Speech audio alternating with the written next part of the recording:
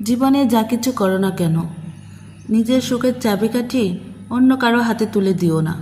কখনোই কারো ওপর এত নির্ভরশীল হবে না যে তাদের সামান্য অবহেলাতেই তোমার মন খারাপ হয়ে যায়, বিশেষ করে মানসিকভাবে। তোমার মন খারাপ?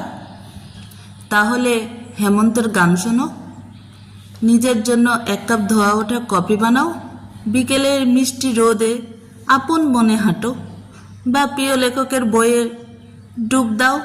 যদি কোনো সৃজনশীলতা থাকে তবে সেটাই হোক তোমার সঙ্গী। অন্যকে ব্যঙ্গ করে স্ট্যাটাস দেওয়া, নিজের দুঃখ দুর্বলতা সবার সামনে প্রকাশ করা, এগুলো কোনো পরিমিত মানসিকতার পরিচয় নয়। খুব বেশি একা লাগলে বা মন খারাপ হলে ঘর অন্ধকার করে কিছুক্ষণ চুপচাপ বসে থেকো, প্রার্থনা করো, পুরনো স্মৃতি মনে করো, হাসো কাঁদো, কিন্তু নিজের সাথে এমন একটা সম্পর্ক গড়ে তোলো যেন দুঃখের দিনগুলোতে কাউকে না পেলেও নিজেই নিজের সবচেয়ে কাছের বন্ধু হতে পারো। যদি কোনো কাজ সফল হও, নিজেকে পুরস্কৃত করো। যদি ব্যর্থ হও, নিজের সাথে একটু অভিমান করো, কিন্তু হাল ছাড়বে না। তবে কখনোই অন্যর চোখে নিজের পারফেকশন খোঁজার ভুল করো না, কারণ মানুষ সবসময় তোমার গুণের চেয়ে তোমার ত্রুটিগুলো দেখতে বেশি পছন্দ করে। তুমি যদি পারো সেটাই যথেষ্ট। একা রেস্টুরেন্টে খাওয়াটা স্বাভাবিক মনে করো, একা পার্কে সময় কাটানোটা যেন হাস্যকর না লাগে। নিজেকে আর্থিকভাবে স্বাধীন করো, যাতে মুড অফ থাকলে নিজের জন্য এক টুকরো চকলেট কিনতে পারো।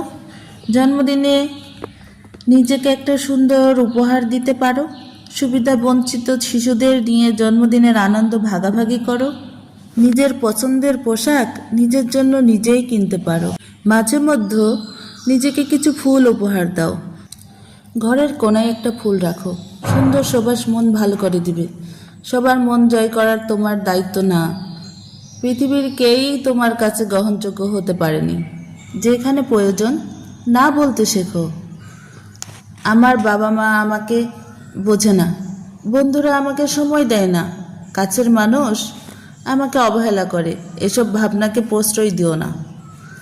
এগুলো আসলে তোমার মনে তৈরি করা মানসিক চাপ।